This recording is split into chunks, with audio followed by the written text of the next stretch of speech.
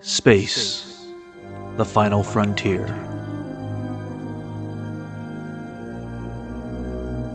Join us for a bold conversation.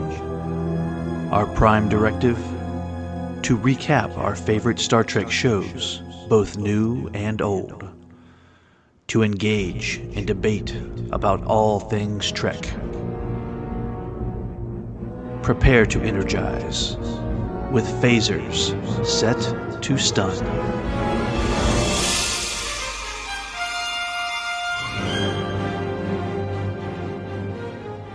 Hello everyone and welcome back to another episode of Phasers Set to Stun, where we continue to show our love for everything Star Trek in this ongoing series from a Film by podcast, which focuses on every quadrant of the expanding universe of Trek by covering television, animation, movies, directors, and much more.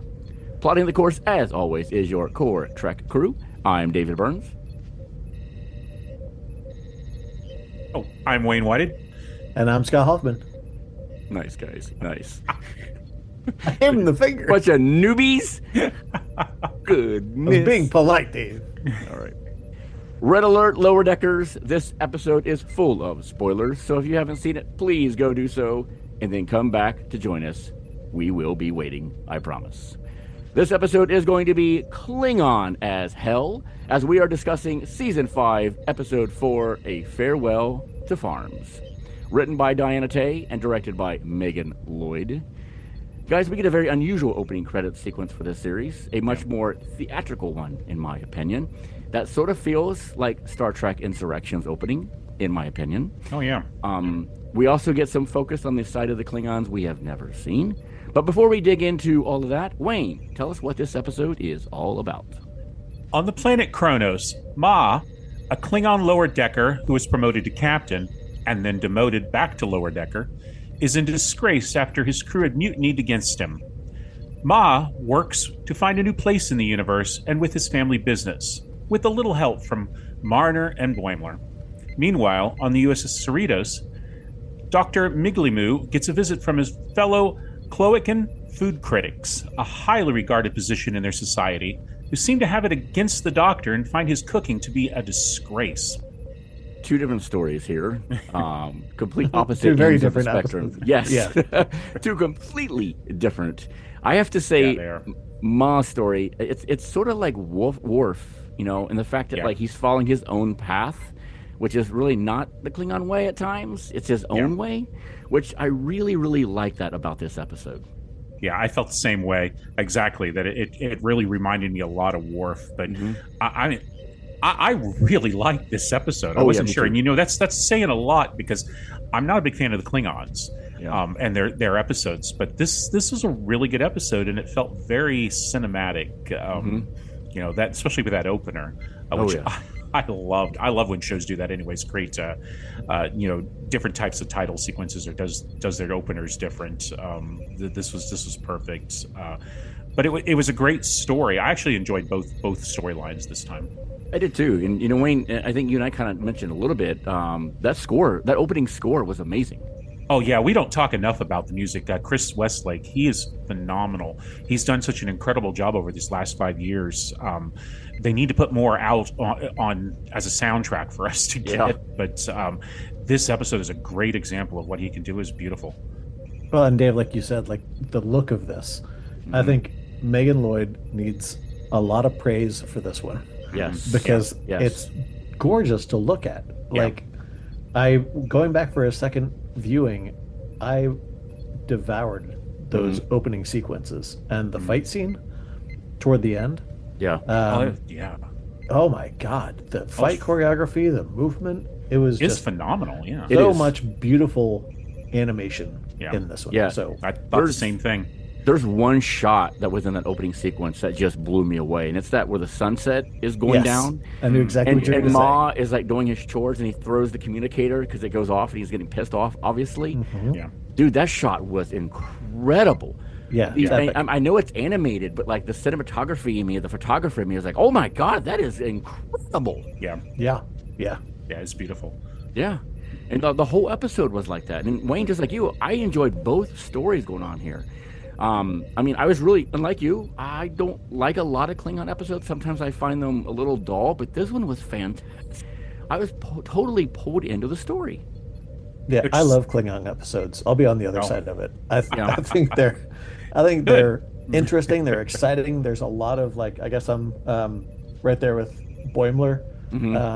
You know, being fascinated by the bureaucracy, and he loves getting beat up in a bar. But I don't know. I think they brought a lot of Klingon callbacks that I know we're going to hit into with Easter eggs. Yeah. But we've never seen where they make blood wine. To say nothing else. I'm still not sure where it comes from. I mean, that was a Targ farm. You tell me blood wine's the blood of the Targs? Ugh. Sure, I guess. Yeah, I guess I don't so. know. Yeah. I mean, they don't show us how they make the sausage, which is good. No, I mean, we've never seen Klingons being farmers, so here we go. Yeah. No, you're right. Not really. Yeah. No. So this is a kind of unique episode. There was an interesting line in the beginning when he started getting the calls from Starfleet, and he was like, it's just a Ferengi scammer. I was like, oh. Yeah. Well done, Diana Tay. Nice little jokes in there. Yeah. And we obviously have to mention that Boimler's facial hair is still coming in more and more. The Boim stash. Yeah. Like a little caterpillar. Just crawling around. I love they're doing this. So I love it. Yeah. I love that he got some kind of praise from Mariner, and he was like, "Oh, it's the beard." And she's like, "Is that what we're calling it?" Like, there's a couple more lines drawn on your face, but that's about it. And his like crazed attitude of like wanting to jump in and like fight and violence, and all of a sudden, even Mariner makes that comment. They're like, "You're just scared. You're afraid of violence. You were even scared when you went down the ski slope." Yeah. Yeah. He's like crazed in this episode, man. Well, when he jumps on the side of the Targ, and he's like, yeah. Yes, that was fantastic. I'm really glad they brought Ma back because I love his character. Yeah. I know he was very an important part for Mariner last season in the inner fight in Old Friends, New Planets, I believe. That's right. You know, he was very important to that, and I'm glad they revisited that again, that connection. And I love the fact of the Mariners' excuse too of why they're there. Yeah. Sure. Okay. Fine. Whatever. Yeah. You did all this to look for holes? Yeah. In space? In space. But all three trials that they had to go through, I thought were so well done and thought out. That first one where they were getting electrocuted, I thought was so hysterical. When his brother was like, "Get over here and clutch me, you coward!" Yeah. Going through the pain stick tunnel. Yeah. That did make me want to go back, and I know it'll come up in Easter eggs, but it makes me want to go back and revisit that episode that where Worf had to go through that. But yes, a lot of good stuff. But I thought all three trials were awesome.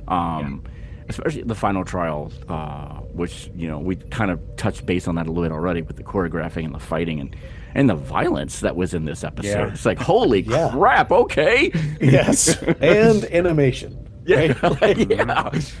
And you almost forget you're watching the animation. You know, we kind of touched base on this in the last episode where, you know, anyone who doesn't watch Lower Decks because it's animated, you're missing out. Yeah. You know, in this episode, I mean, I literally forgot I was watching animation because I was so pulled into the story, pulled into the characters of what was happening, that I had to remote. This is an animation, but who cares? Because it's this done is so a well. great example of that. Of, you know, we were talking about don't ignore it just because it's animation. This episode is a perfect example of why you shouldn't, because this is just it's beautifully done, beautifully animated. It's great Star Trek. Yeah. It absolutely is. And I'm glad we got some more Dr. Meagley Moe's, some more of him. Yeah. I really like getting to see some of that, getting to see some of his race. And his line is, "I am more of a chef of the mind." Okay, yeah, all right. Yeah, sure. We'll go with that. He's got the pincers and he's just tossing them. Yeah. Yeah, I think the snotted Cloacan food critics were a very nice touch, a very interesting touch when they come out and they hate everything. The carpet smells, the lights are horrible.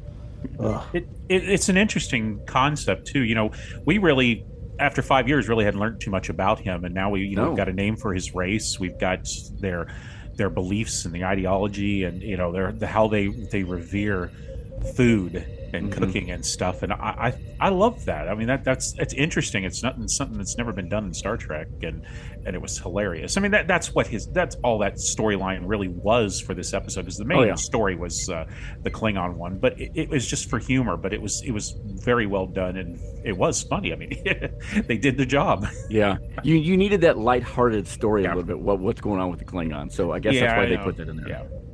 Well, I thought there was a subtle thing, but the bird-shaped fork pincer that they would use to take bites was basically the shape of a little bird head. So it would like chew it up for the bird first, and then they would eat it. I thought that was a great little touch. Yeah. The whole thing at the end too, when how they tricked them. Oh with this tastes like shit. Right. We replicated manure, and then Tendi holds up this little, I don't know what you call it, like a confectionery kind of thing. Yeah. I would have said to Tendi, you didn't need to bring that with you. It's okay. Everybody can smell it. Everybody knows what it is. The only thing that I'm really aggravated about is on how good this episode was is the fact that this is our last season, guys. Yeah. And it really feels like they are just going gangbusters now. I mean, all the episodes have been great. All the stories have been fantastic. But it really feels like they're just letting it all out now, And they're just finding their own. And I hate it. I hate it because come on, let's get a movie. Come on, something's got to happen here, Paramount. You got it. You cannot let Lower Decks just disappear. Yeah, because I mean, all these characters are getting such great development over this last season, and I'd hate for this to be it because we want to see where it goes, where these characters go. Yep. Well, it's definitely proof of concept that this could be cinematic because it already is, right? I mean, this is just kind of like a sampling of what they could do with. What we've already talked about with the music, the choreography, the direction, the look and the feel of this, like all of it could lend very well to a full-length movie. And I think one of the lucky things about this, we had the crossover with Strange New Worlds. We've had a lot of character development here. I think there's a lot of opportunity for these characters to continue elsewhere. Oh yeah, even if it's not a continuation of Lower Decks, which we would love to have, Paramount.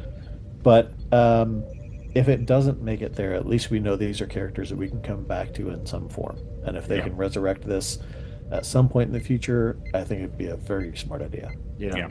Great. And this cast needs to start going to conventions. Everyone now, you listeners, we love going to conventions, but Wayne has this amazing Star Trek poster that he clearly needs to get this cast on. Yeah, I need Lower Decks. Come on, up here. Let's get a move on. Come on, guys. Show up. But no, I mean, this is a fantastic episode, guys. I watched this one a couple times, and I typically don't do that when I'm prepping for a podcast for Lower Decks. I usually watch it once and I'm good to go. This one, I actually wanted to revisit because I had such a genuine good time. And again, all the episodes are fantastic. Do not get me wrong. This one just stuck out to me for some reason, that I just really sat back and just enjoyed it so much. This is an episode that does, in my opinion, require a few viewings because there's so much in it. So many little things, just things in the background, the way the characters move, the lines that they say. It took me a couple times to catch a few of the Easter eggs that I'll mention, but it's worth watching more than. Absolutely. Well, another nice aspect of that is there aren't really any stakes in this one. It's not something you have to rewatch because you're like, oh, I wonder what's going to happen. It pretty much resolves itself. It sets up some nice threads that we can pull on later for obviously the Klingon friends to come back. Somebody designing holes in space. Obviously, Miglimo is going to be elevated into a higher role. But you can just watch it again to enjoy it without having to overanalyze it. Absolutely. Yeah. All right, guys, let's talk about our Pip-worthy moment. Which character stole this week's episode? Wayne? Okay, I know. I hope I haven't been butchering his name. Maha. I want to choose one of the main characters, but really, this is his episode. I mean, the others are all in the background. They're secondary to him, and this is his journey. And it's a great journey. I between the three trials, everything we learn about him, his brother. I loved all the characters, but this is his, and he shines. I agree. Scott, what about you? I'm gonna go the other side and go with Dr. Miglimo. Of course you are. I mean, why not? Well, yeah. But I mean, he persisted in the face of these a-hole Klawakins. That's what they are. They came on and gave him nothing but grief. He was thrilled to see them, and they told him that everything about him is horrible. and at the end, he ended up helping them anyway. Yeah. You know, and I mean, if he's not cooking Cloacan food, I'd love to, sample some of what he was cooking because it sounds like he cares a lot about flavor and taste. That weird fish thing. Oh, not the fish with the multiple eyes. Yeah. No thanks. Not the fish from The Simpsons. No. But anyway, Dave, what about you? Yeah. So again, listeners, Wayne's reading my notes. Maha is definitely the guy I would go with. It was definitely his story, and to feel like it was a Worf episode is what it felt like to me, from the Next Generation, and it just felt like home again. It felt comfortable, and I loved his character, and I love where they went with it, and the fact that they were able to wrap up some of that of bringing Mariner back and him connecting again, and him wrapping up his story with the Klingons, and the way it ended of him basically going on off with his brother now being a captain again. I think that was a fantastic way to take it, and I would love to see more episodes about him and his brother. I really would. Mm-hmm. Yeah, I'm glad, Scott, you actually choose Miglimo, because we both chose Maha, but he also shines in this episode. They both do. Yeah. Mm-hmm. Yeah, you can't choose wrong on this one at all. Yeah, it's both all great right stories. choices. Yes, absolutely. All right, so let's get into that turbo lift. Which Lower Deckers team would you join on the Cerritos for this episode? Scott, what about you? Believe it or not, Boimler. That guy was having the time of his life, even though he had to endure the pain sticks. Not so sure about that, but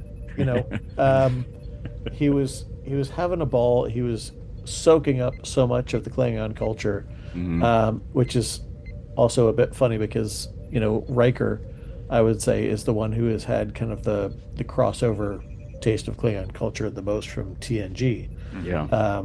Having been transferred to the other ship. So I feel like at some point he'll probably share a cup of blood wine with Riker. Nice. Wayne, what about you?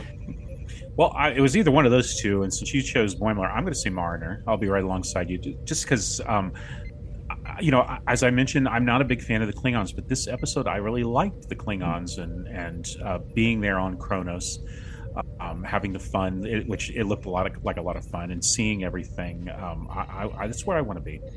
For me, it's actually to be probably Tendi in this one, because someone's got to taste the food that Dr. Miglimo's making, except for that weird fish. I don't want anything to do with that at all. But I would like to be her just because of hanging out, watching him cook, getting all those smells, and getting to taste that wonderful food that he was making. So that's that's a brave choice, because you have to hold that manure-filled confectionery. This is true. If we ever see the Lower Deckers on Strange New Worlds again, we need to get Miglimu and Captain Pike together, don't we? That would be awesome. Oh, yeah. Yep. Yes. Good call out there, Wayne. And Tendi. And Tendi, yeah, she can taste both of them. Yeah. I would love to see that. Make that happen, Paramount. All right, let's talk about, I know, Wayne's favorite part of the podcast. Let's talk about them Easter eggs. Wayne, what did you find? Okay, there were a lot of Klingon Easter eggs here, and so I'm going to skip a lot of the more obvious ones and try to get some of the harder to find ones. One thing I've noticed the architecture, the Klingon architecture on the family farm, Maha's family farm. It really it matches perfectly the same type of architecture that you saw at the beginning of Star Trek Enterprise when Captain Archer visited Kronos. Also, we got the return of General Corrin, who was in the first season, all the way back in the first season of Lower Decks, episode called Envoys. And then we brought up the pain sticks. Anybody want to see more of those and go back to the second season of Star Trek: The Next Generation, episode called The Icarus Factor. That was the best part of that episode. And then we talk about the strange fish. This is one of the two that I really had to go back and see for a second time, but that was called the hogfish gelatine. And they said it came from a planet called Anara Prime. Now, this planet is a planet that we've seen before in the Delta Quadrant in Star Trek Voyager. It was an episode called Remembrance. So that fish could come from a long, long way. And then finally, and this one really kind of blew my mind when I heard it. At the end of the episodes, when those bones off the spaceship fall onto Malor, he shouts out that he can see Kahless. But the original one that does impressions. Now, this is a really, really deep Easter egg. This goes all the way back to the original series episode called The Savage Curtain, which was the first appearance of Collis. And he looks very, very different than the one we're used to seeing in The Next Generation, Deep Space Nine. But in that episode, he impersonates the voices of both Sarek and Abraham Lincoln. So that's what that references to. And that one made me laugh out loud. I love that. That's awesome. The one I caught was just the flip communicator that Ma uses at the beginning. That was used the Klingons in the original series, which I thought was a nice touch. It looked just like it. Yep. The one that caught my eye, and pun intended, I guess, is the riveted eye patch. Oh, yeah. The one Klingon was wearing. I didn't think about that one. Good catch. Yeah. As soon as I saw that, I was like, undiscovered country. I want to see it all over again. That's right. So. General Chang, I forgot. I didn't even catch that one. I didn't either. That's a good catch, man. See, I must have had my eyes closed or something. Yeah, see? Just one. Just one. All right. Anything else, guys, that you caught? I guess I just would want to see what kind of cuss words they were using in Klingon. They're just throwing out. Yeah. No, that they were saying them, like you could hear them say like they were bleeping them out. Yeah, I know. Yeah, there was like two like hover bikes or something that had like a near miss early on. That's right. Yeah, and one was like experience Bakak or something like that. I wonder. You remember back in the '80s they released a Klingon dictionary. I wonder if that word's in there. I remember my brother had one of those, and on the cover it had Christopher Lloyd. Yeah, that's right. Yeah, like a 3-shot. Where is Sheldon when you need him? Because I'm sure he would know. He would know it. Yeah, absolutely. Call us Patach in the comments. Yes, please. All right, listeners, our channels are open for communication. Tell us what you thought about this episode. Who was your favorite character? What deck would you like to be with? Let us know by sending an email to filmbypodcast@gmail.com or reach us online at filmbypodcast.com. Follow us on all social media platforms. And if you're looking for more exclusive content and swag, send some Latinum our way through Patreon. See you next time for another episode of Phasers Set to Stun. Guards, storm me out of here.